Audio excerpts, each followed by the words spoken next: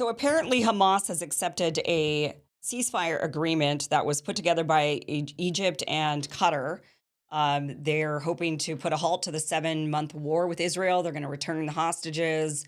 Uh, right now, apparently, what's happening is the United States and Israel are going over this proposal. They're deciding whether or not they want to accept it. It's not looking like Israel's going to accept this proposal. They have pretty much said over and over that anything short of Hamas just no longer existing and eradicating Hamas, they're just not going to accept it. So let me just kind of go over some of the news for you on this, and then we're going to get into some of the details, because the State Department today pretty much admitted that Israel intends on continuing their offensive into Rafah, and it's pretty much going to be a genocide. And the State Department actually, in my opinion, was sort of the harshest that they've been about it since the beginning of all of this. It's the closest they've come to saying the word genocide. So here's from Euronews. Hamas has accepted a ceasefire proposal brokered by Egypt and Qatar to end the 7-month conflict with Israel. Despite this, Israel has announced it will continue its operations in Gaza. And the reports are that they have started their offensive in Rafah. They were evacuating. They were sending out leaflets telling people to evacuate from Rafah. And remember, Rafah was where they told people to go. They started off in the north. In fact, let me just kind of show you this. They started off in the north here. They told everybody, move, go somewhere safe. We're going to tell you to go safer, go south. So they kept moving everybody south.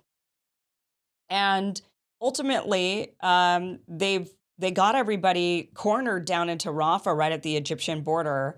And they've now told everybody we're going to go into Rafah. So there's absolutely nowhere for these people to go. There's no safe place. They're doing it anyway. I've said this from the very beginning 7 months ago, that they would do this and that their goal ultimately would be to try to pressure Egypt into basically opening up the doors and allowing all the Palestinians into Egypt. And by doing that, they would then ethnically cleanse the entire area. That's the ultimate goal. So they've started the offensive into Rafah. One thing that's interesting about this, I want to first bring this up before we get into what the State Department actually said. Biden, there were reports over the weekend that Biden had withheld ammunition to Israel. So the latest shipment of weapons that were supposed to go out, the U.S. did not send them. A lot of senators are upset. Let me show you some of the things senators have said. Well, first, let me just go over this article for you. So saying Biden administration puts a hold on U.S. ammunition shipment to Israel. This is the report. The Biden administration last week halted a shipment of U.S.-made ammo that was slated to go to Israel, a decision that reportedly sent members of the Israeli government into a tizzy as they tried to figure out why the delivery has been withheld.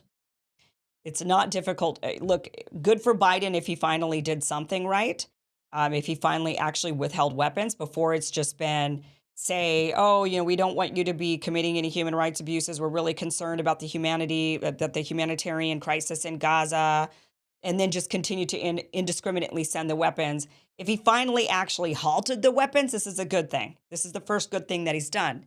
The Israelis then scratching their heads saying, why?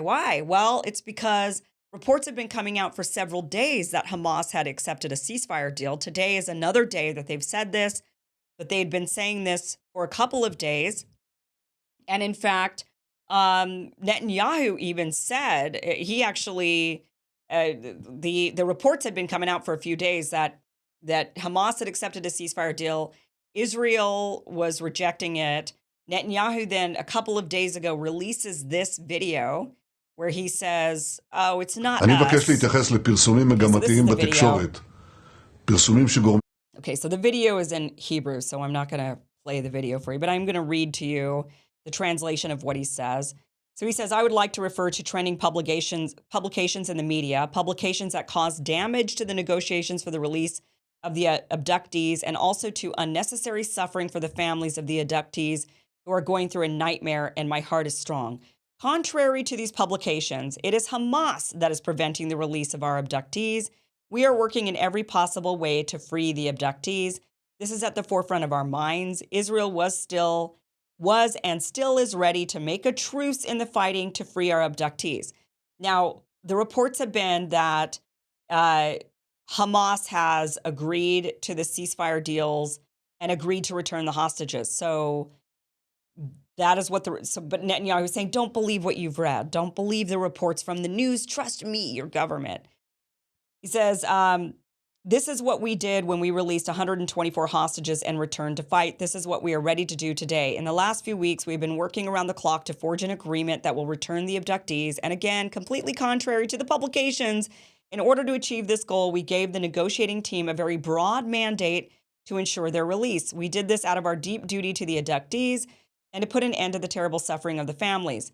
Throughout the negotiations, Israel demonstrated a willingness to go a long way that was described by U.S. Secretary of State Blinken and others as extraordinarily generous. But while Israel showed this willingness, Hamas remained entrenched in its extreme positions. Chief among them, the demand to withdraw all our forces from the Strip, end the war, and leave Hamas intact. I don't think Hamas is saying leave us intact. That's like saying, oh, leave and leave Gaza intact. I mean, Gaza's in shambles. Many Hamas militants have been killed. The Hamas leadership isn't even in the Gaza Strip. These guys know that. But they're still going after the civilians and the fighters, and they're not going after the leadership at all. So they're just not serious people. But he's saying that yes, the demand is to withdraw all the forces from the Strip. That is something the IDF doesn't want to do. They don't want to leave the Strip. They don't want Hamas to come back into control. They don't want any Palestinians in control at all. So he says, we're not ready to accept a situation in which the Hamas battalions come out of their bunkers, take control of Gaza again, rebuild their military infrastructure, and return to threatening the citizens of Israel in the surrounding settlements, in the cities of the South, in all parts of the country. Hamas, the fighters it's basically civilian militia groups that have formed together. They can't have military. Palestinians are not allowed military. This is just a civilian rebel group that has risen up from the ashes, quite literally, and are fighting for their freedom, fighting for the oppression to end. They will do this again. They just might not be labeled Hamas. He knows this. But this is just rhetoric in order to keep the war going. He says, in this case, the Sabbath next October is only a matter of time. Hamas will be able to fulfill its promise to carry out the massacres, the rapes, the kidnappings over and over again. Is this why heroes and heroines fall? Did we pay unbearably heavy prices for this? The answer is no. Surrendering to the demands of Hamas would be a terrible defeat for the state of Israel.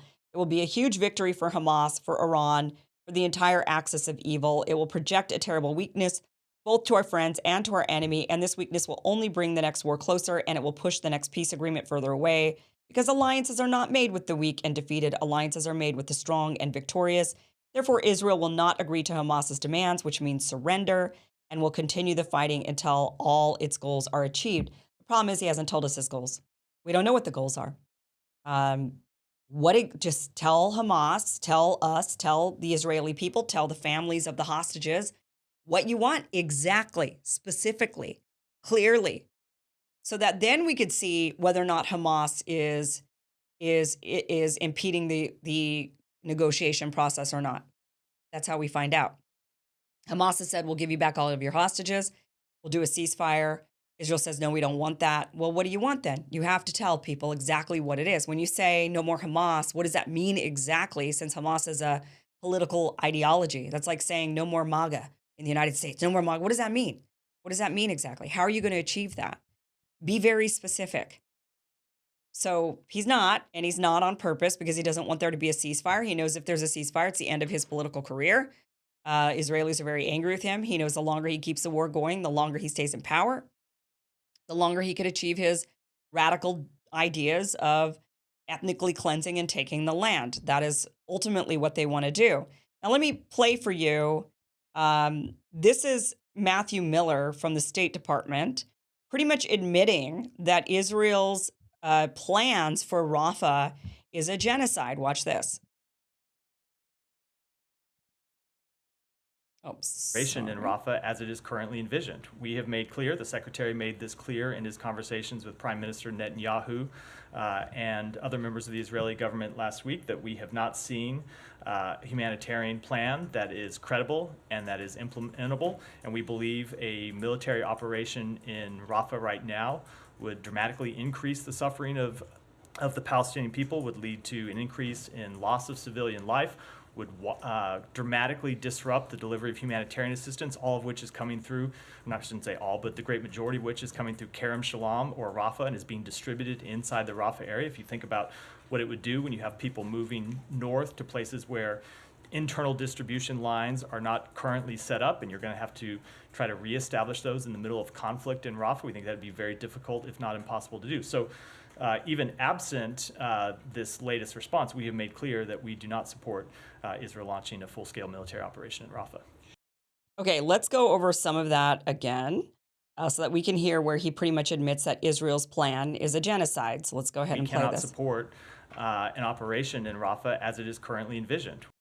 Okay, so it's currently envisioned, meaning this is something Israel has proposed. We have made clear, the Secretary made this clear in his conversations with Prime Minister Netanyahu and other members of the Israeli government last week, that we have not seen a humanitarian plan that is credible and that is implementable. And we believe a military operation in Rafah right now would dramatically increase the suffering of the Palestinian people, would lead to an increase in loss of civilian life, would dramatically disrupt the delivery of humanitarian assistance, all of which is coming through, I shouldn't say all, but the great majority of which is coming through Kerem Shalom or Rafah and is being distributed inside the Rafah area. If you Okay, so he says, let's see, hear it again. And that is implementable. And we humanitarian plan that is credible and that is implementable. Credible and implementable. So we haven't seen them give us a plan, a humanitarian plan that's credible and implementable.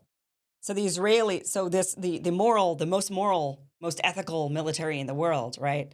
Can't even put together a plan for how they're going to do the Rafah offensive in a way that has a credible humanitarian plan. So they're saying, we haven't seen a plan that's credible, a humanitarian plan that's credible. Why can't the Israelis propose this? If they are the most moral military in the world, why can't they propose a plan? They say, we go to great lengths to protect civilian life, to ensure humanitarian aid is there. We go to the max. Nobody else does it like we do, and yet they haven't even presented a plan to the United States that's credible and that actually handles the humanitarian crisis, that actually figures out, what are you going to do when you move these people? How are you going to do it? Matthew Miller is sitting there saying, yeah, they've pretty much said they're going to do this offensive into Rafah, and they haven't even thought about the civilians. They haven't thought about the humanitarian aid. They're basically going to enact a genocide. They don't care, and they've admitted that to the United States government now. So now that they've admitted it to the United States government of, yeah, we're not really actually trying to spare human life and to care about the humanitarian aid, finally Biden decides to, according to reports, withhold weapons to Israel and says, well then, if you're going to commit this genocide, you're not going to do it with our weapons. Finally, the right decision. Hopefully, he continues to stick to it. Hopefully, he says, you're not going to get any more weapons from us until you credibly sit down, not only with a humanitarian plan for your Rafah invasion that we're not going to let you do, but you're going to sit down and give us a credible plan for a ceasefire agreement. What do you want, Netanyahu, in order to get to a point where you can stop the assault on these children in Gaza? Not too much to ask for. Should have been asking for this 7 months ago, but finally getting to a point where the Israelis are so emboldened, they just feel like, we don't even have to give you a humanitarian plan because we don't really have one, because we don't really care, because we never have. It was all just a bunch of bullshit. That's what it was. We were just spewing lines to make you feel better about what we were doing. And now we're not going to even give you a plan. We're not going to even pretend anymore. And that's what Matthew Miller is admitting right here. We believe a military operation in Rafah right now would dramatically increase the suffering of the Palestinian people, would lead to an increase in loss of civilian life, would dramatically disrupt the delivery of humanitarian assistance, all of which is coming through, I shouldn't say all, but the great majority of which is coming through Kerem Shalom or Rafah and is being distributed inside the Rafah area. If you think about what it would do when you have people moving north to places where internal distribution lines are not currently set up, and you're going to have to try to reestablish those in the middle of conflict in Rafah, we think that would be very difficult, if not impossible to do. So, impossible. Even absent this latest response, we have made clear that we do not support Israel launching a full-scale military operation in Rafah. Okay. Yeah, absolutely. They shouldn't be doing it if they have no plan at all for the humanitarian cause, for the people, for the children.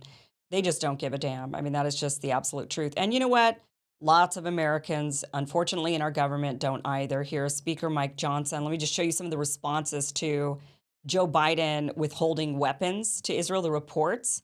Speaker Johnson says this is wholly unacceptable. Israel, our closest ally in the Middle East, is under attack, but the Biden administration is yet again caving to the pro-Hamas wing of his party. The administration must end this pause immediately, he says. Okay. Here's Lindsey Graham. Lindsey Graham says, or actually, let me show you Joni Ernst before I get to Lindsey Graham. She says, if it is true that the Biden administration is holding up weapons shipment to Israel, President Biden must immediately reconsider. Withholding any support from our strongest Middle Eastern ally is appeasing Iran-backed Hamas terrorists while they're still holding Americans hostage. All right, now let's get to Lindsey Graham. We always save him for last because he's saved the best for last. Or the worst for last in this case. Lindsey Graham says, if reports are accurate that the Biden administration is withholding ammunition and considering conditions on weapons delivery to Israel as they fight for their survival, this will be a foreign policy blunder many levels worse than the ill-conceived Afghanistan withdrawal. The entire world is watching. Israel is under tremendous stress from Iran and their proxies. We must not turn our back on Israel. I am certain that virtually all Republicans will strongly oppose any effort to restrict weapons delivery to Israel, and I am hopeful that many Democrats will see this idea as a strategic blunder. Rewarding Hamas and Iran by punishing Israel is not only a mistake, it's stupid. The Biden administration should abandon this misguided effort. So you've got a bunch of warmongers, Republicans, the same people that were questioning whether or not we should give, well, Lindsey Graham, he loves war, so he's not questioning any aid for, any military aid. But certainly you've got a lot of Republicans there that are now suddenly pro-war when they were supposed to be against giving away American money and American weapons to foreign countries for war that end up in the wrong hands inevitably every time. But let's talk about why these guys take the stance that they do. First of all, big question is, how is Israel our greatest Middle Eastern ally? They're not. Israel has never provided us a single troop for any of our conflicts. Never, not once. They sent orange juice to South Korea during that war. They're not our largest trading partner. I don't know how they're a big ally. Not even just in the Middle East or around the world. If you're going to talk about an ally in the Middle East, wouldn't it be Saudi Arabia, I suppose? The one that's actually propping up the US dollar, the one that's actually trading oil in dollars to keep our economy and our currency strong.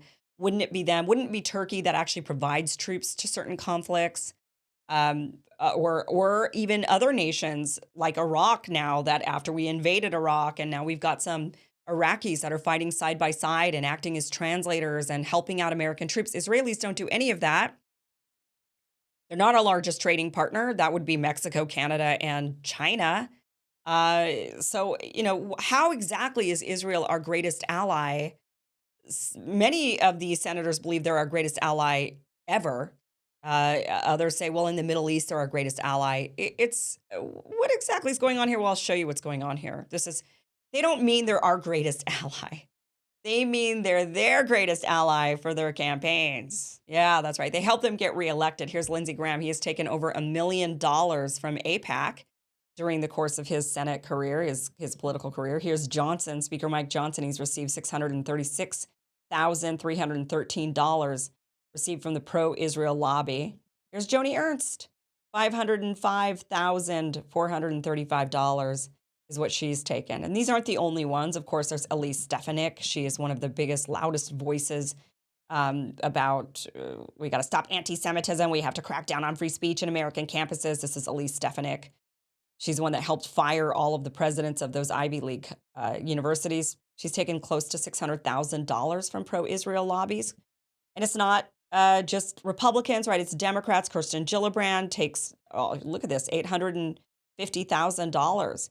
Richie Torres, this is somebody that, a Democrat. Look at how much money this guy has taken to stand there and shill for Israel, which he does very well. He gets $1.5 million to do that for his campaigns. Here's Steny Hoyer. He's also a Democrat. Close to $2 million is what he's taken. Ted Cruz, $1.5 million. I mean, we have a government that is completely bought off by a foreign government lobby, by a foreign interest lobby. a lobby for a foreign country, not America. So just that is what's actually happening here, is that the greatest ally to who? Oh, to you, and to your campaign. That's who. All right, guys, let's get to our sponsor, and then we're going to move on with the show. Hey, guys, thank you for watching this clip from the full Kim Iverson show, which you could catch just by heading to that link down below, KimIversonShow.com. You can watch the full show from what you just watched, or you could catch the full show live Monday through Friday, live streams, 5 p.m. Pacific, 8 p.m. Eastern at KimIversonShow.com. See you then. Be sure to like, share, and subscribe. Never miss an episode. Never miss a clip. Never miss a segment. Thanks, guys.